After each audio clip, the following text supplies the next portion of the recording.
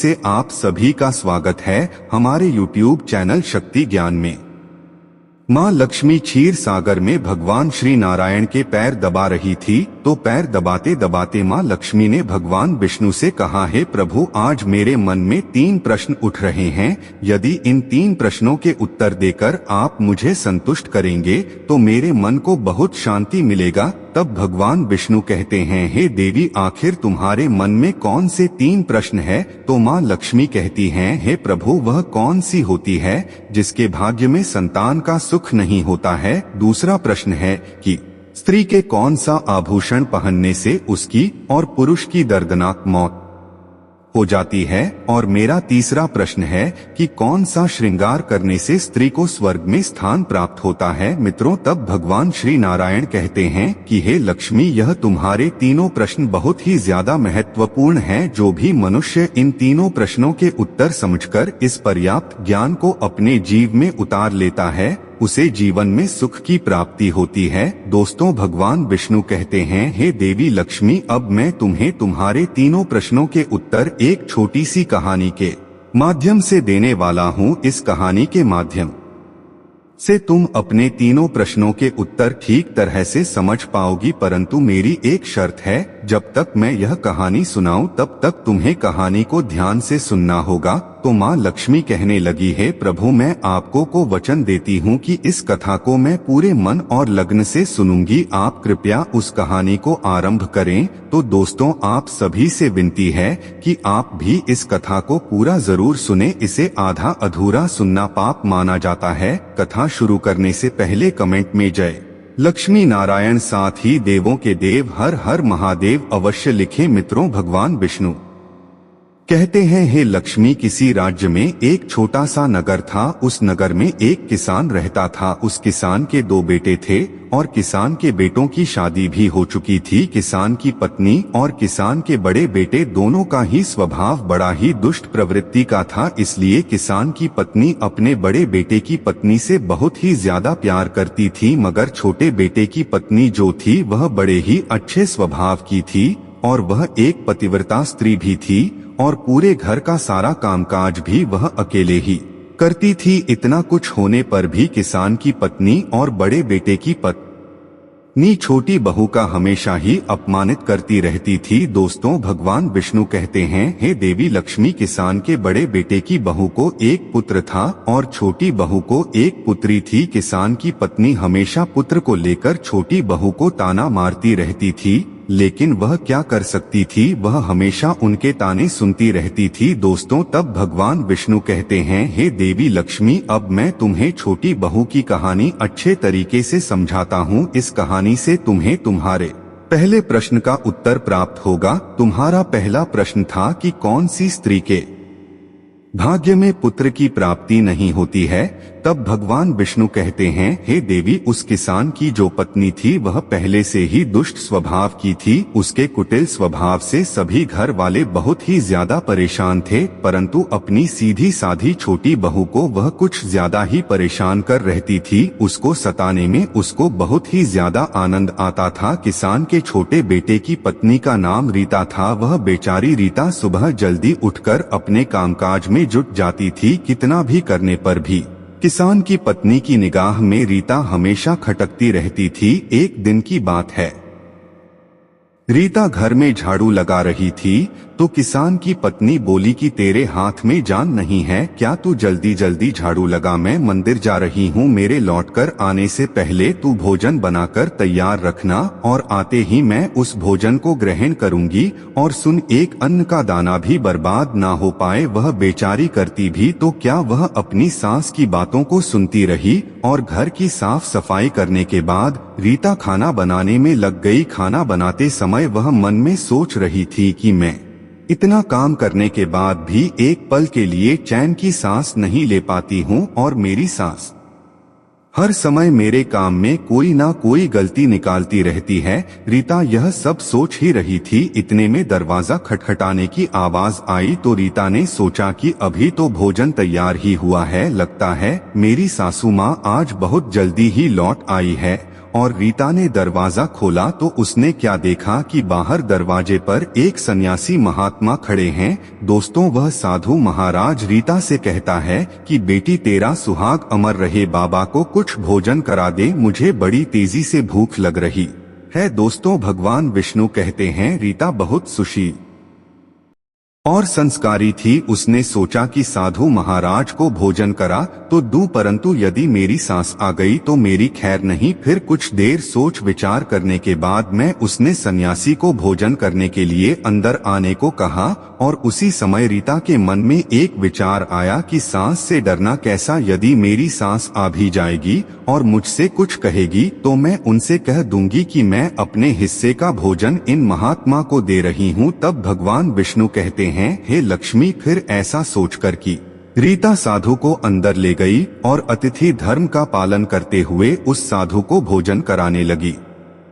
अभी साधु भोजन कर ही रहा था कि रीता की सांस आ गई और फिर साधु को घर के अंदर बैठा भोजन करते देखकर कि उसका गुस्सा 7वें आसमान पर जा चढ़ा और एकदम से साधु महाराज से कहने लगी, यहाँ पर क्या किसी प्रकार का भंडारा या दावत नहीं चल रही है, जो तो राह चलते भीख मांगों को घर में बिठाकर खिला रही हो। रीता ने अपनी सांस को रोकने की बहुत कोशिश की, परंतु उस दुष्ट स्त्री ने सन्यासी को धक्के मारकर घर से बाहर निकाल दिया और उसका खाना उठाकर के फेंक दिया। अब उसका क्रोध रीता पर टूटा और कहने लगी, अरे दुष्ट औरत, मैंने तुझे कहा था कि अन्य का एक दाना भी बर्बाद नहीं होना चाहिए, लेकिन तूने क्या किया, उस भीख मांगे को इतना सारा भोजन दे दिया। दोस्तों, भगवान विष्णु कहते हैं, हे लक्ष्मी। रीता डरते हुए बोली, मैं सन्यासी को अपने हिस्से का भोजन दिया है, इसमें आखिर इतना गुस्सा होने की क्या बात है। द्वार पर आए अतिथियों को कभी खाली हाथ नहीं भेजते हैं, ऐसा शास्त्र में कहा गया है। इस प्रकार काफी देर तक सास बहू की तकरार चलती रही। अंत में उस कुटिल सास ने रीता को भी धक्के मार करके घर से निकाल दिया। अब वह बेचारी रोती हुई घर का दरवाजा पिटती रह गई थी, परंतु उसकी सांस पत्थर जैसी बन गई थी। उसका दिल नहीं पसीजा और उसके पास में एक ही रास्ता बचा था कि वह अपने मायके चली जाए। दोस्तों, भगवान विष्णु कहते हैं, हे लक्ष्मी। इस प्रकार रीता दुखी होकर के अपने मायके के लिए निकल गई और बीच रास्ते में एक घना जंगल भी पड़ता था। रीता भूख प्यास से तड़पती हुई अपने मायके के लिए चली जा रही थी, तभी अचानक जोरों से बादल गरजे और मूसलाधार बारिश शुरू हो गई। बारिश से बचने के लिए रीता ने एक पेड़ के नीचे शरण ली, लेकिन वर्ष का कोप इतना तेज था, बचना मुश्किल हो गया था और उसी पेड़ की जड़ में एक कोर बना था। रीता यह सोचकर उसमें घुस गई कि बारिश रुकने के बाद में वह बाहर निकल आएगी और जब तक वर्षा हो रही है वह कोटर के अंदर बारिश से अपनी सुरक्षा कर सकती है। दोस्तों, भगवान विष्णु कहते हैं, हे लक्ष्मी। जब रीता उस पेड़ के खोटन में घुसी तो उस खान के अंदर उसे एक साधु मिले। फिर संत ने कहा, बेटी रोना बंद करो, मुझे मालूम है कि तुम्हारे घर वाले तुम्हारा अनादर इसलिए करते हैं कि वह दुष्ट प्रवृत्ति की औरत है और ताना इसलिए मारते हैं कि तुम्हारी जेठानी को पुत्र की प्राप्ति हो गई है और तुम्हें अभी तक पुत्र की प्राप्ति नहीं हुई है, इसलिए तुम चिंता मत करो। मैं तुम्हें एक पर्ची देता हूँ, इस पर्ची में जो उपाय लिखा है उसे पूरी निष्ठा से करना और फिर तुम्हें एक गुणवान पुत्र प्राप्त होगा। और इस प्रकार वह संत महात्मा पर्ची देकर वहां से अंतर्ध्यान हो गए। उधर जब वर्षा बंद हो गई तो रीता को ढूंढता हुआ उसका पति वहां पर पहुंच गया और फिर रीता मायके ना जाकर इस जंगल में एक कुटिया बनाकर रहने लगी। दोस्तों, भगवान विष्णु कहते हैं, हे लक्ष्मी। एक दिन की बात है, रीता को पुत्र का ख्याल आया और सोचने लगी कि यदि मेरे पास में भी एक पुत्र होता तो ससुराल में मेरी भी बहुत इज्जत होती। वह ऐसा सोच ही रही थी कि उसे संत की दी हुई वह पर्ची याद आ गई और जब रीता ने पुत्र प्राप्ति के लिए उस पर्ची को पढ़ा तो उसमें लिखा था कि बेटी, पुत्र प्राप्ति के लिए हमेशा स्त्री को हमेशा पुरुष के बाईं तरफ सोना चाहिए। ऐसा करने से कुछ समय के बाद में बाईं करवट लेटने से नाक का दया स्वर और दाहिनी करवट लेटने से नाक का बाया स्वर चालू हो जाता है और फिर जब भी पुत्र प्राप्ति की इच्छा हो तो उस स्थिति में मिलन से पहले यह निश्चित करिए कि पुरुष का दया स्वर चलने लगे और स्त्री का बाएं स्वर चलने लगे। इस समय गर्भधार किया जाना चाहिए, ऐसा करने से निश्चित ही पुत्र की प्राप्ति होती है। और इसके विपरीत नाक के स्वर चलने से पुत्री होती है। दर्शकों, पर्ची में आगे लिखा था कि मासिक धर्म शुरू होने के प्रथम 4 दिवस में मिलन से पुरुष को रोग की प्राप्ति होता है, 5वीं रात्रि में मिलन से कन्या की प्राप्ति होती, 6ठी रात्रि में मिलन से पुत्र होता है, 7वीं रात्रि में मिलन से बंध्या पुत्री होती है, 8वीं रात्रि मिलन से ऐश्वर्य शली पुत्र की प्रति होता है, 9वीं रात्रि में मिलन से ऐश्वर्य या शैली पुत्री होती है, 10वीं रात्रि में मिलन से अति श्रेष्ठ पुत्र होता है, 11वीं रात्रि में मिलन से सुंदर अच्छे संस्कार वाली पुत्री होती है। दोस्तों, भगवान विष्णु कहते हैं, हे लक्ष्मी, इस प्रकार उस रीता ने 10वीं रात अपने पति से मिलान किया और गर्भ धारण किया। अब सुबह स्नान आदि क्रिया से निवृत्त होकर के पूजा पाठ करके रीता का पति लकड़ी काटने चला गया। उसके पति के जाने के बाद तूफान आ गया। अब रीता की झोपड़ी तूफान में उड़ गई और भारी बारिश होने लगी। और फिर रीता बारिश से बचने के लिए एक पेड़ पर एक पता लिखती है। यह पता उसी कोतल का था जिस कोतल में रीता बारिश से बचने के लिए पहले छुप गई थी। और रीता ने पेड़ के ऊपर पता इसलिए लिखा था कि जब उसका पति वापस आए तो पेड़ पर लिखा हुआ पता पढ़कर के उसी पेड़ की कोतल के पास आ जाए। दोस्तों, भगवान विष्णु कहते हैं, हे लक्ष्मी, उधर रीता उस कोतल में जाकर छुप जाती है। जो कोतल एक पेड़ की जड़ में बना हुआ था, उस पेड़ के पास में 2 राक्षसी का निवास स्थान था। इधर तो वह रीता वर्षा से बचने के लिए उस कोतल में छुपी हुई थी और उधर वह दोनों राक्षसी बारिश से परेशान होकर के उस पेड़ की तरफ चली आ रही थी। पेड़ के नीचे आकर के एक राक्षसी कहने लगी, अब तो चला भी नहीं जाता, वरना मन तो कर रहा था कि सोना टापू पर चली जाऊं। तभी दूसरी राक्षस बोली, इसमें क्या बड़ी बात है, यह पेड़ हमें अभी उड़ाकर के वहीं पहुंचा देगा जहां पर सोने का टापू है। ऐसा कह करके वह दोनों राक्षसी पेड़ की शख्स पर बैठ गई और पेड़ एकदम से उड़ने लगा। उधर थकी हरी रीता कोतल में छुपी हुई थी। कोतल में घुसते ही रीता को नींद आ गई थी, लेकिन पेड़ के उड़ने से लगने वाले झटके से रीता की नींद खुल गई और पेड़ को उड़ता देखकर कि वह एकदम से घबरा गई। दोस्तों, जब रीता ने कोतल से बाहर देखा तो पेड़ की डाल पर 2 राक्षसी बैठी थी और रीता ने उपस्थिति के साथ समझौता किया और सोचा कि जो होगा अच्छा ही होगा। फिर कुछ देर की उड़ान के बाद में वह पेड़ एक सोना टापू पर पहुंच कर के उतर गया। उधर दोनों राक्षसी को भूख लग रही थी, इसलिए वह दोनों शिकार की तलाश में निकल गई। दोस्तों, भगवान विष्णु कहते हैं, हे लक्ष्मी, उन दोनों राक्षसी जाने के बाद में रीता चैन की सांस ली। अब जैसे ही रीता ने सोना टापू पर फैली रेत को देखा तो एकदम से अचंभित में पड़ गई कि यह रेत तो चमचमा रही है। और जैसे ही रीता ने रेत को हाथों में उठाया तो एकदम से चिल्लाने लगी, अरे यह तो सोना की रेत है। और फिर रीता ने अपनी साड़ी की आंचल में वह जितना रेत बांध सकती थी उसने बांध ली और पुनः आकर के इस कोतल में छुप गई। इधर तो रीता को उस कोतल में वापस जाना हुआ। उधर दोनों राक्षसी पेड़ पर वापस आ गई और वह आपस में कहने लगी, आज तो भरपेट खाना खा करके पूरी तृप्ति हो गई, अब चलो वापस लौट चलते हैं हम जहां से आए थे।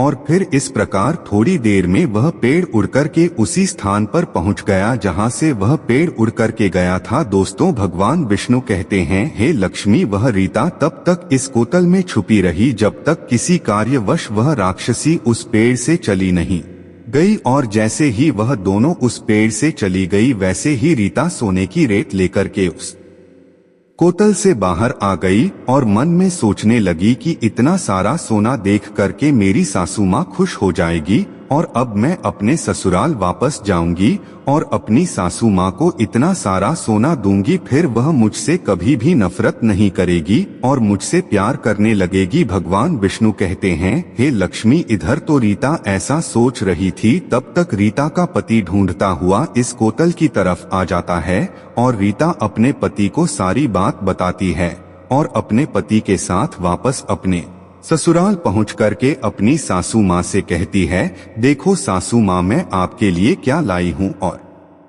ऐसा कहकर वह सारा सोना अपनी सासू माँ को देती है और उस सोना कैसे प्राप्त हुआ वह सारी घटना भी अपनी सास माँ को बता देती है। दोस्तों, भगवान विष्णु कहते हैं, सोना लेने के बाद में रीता की सास एकदम से क्रोधित होकर के बोली, अरे मूर्ख औरत, इतना ही सोना लेकर आ गई, इतने सोने से क्या होगा, मैं होती तो बहुत सारा सोना लेकर आ जाती। रीता कहने लगी, माँ जी, हमारी 3-4 पीढ़ियां के लिए इतना सोना काफी है। तो सास कहने लगी, अरे मूर्ख, सोना भी काफी होता है क्या, जितना हो उतना ही कम है। अब देख, मैं जाऊंगी और कितना सोना लेकर आती हूँ।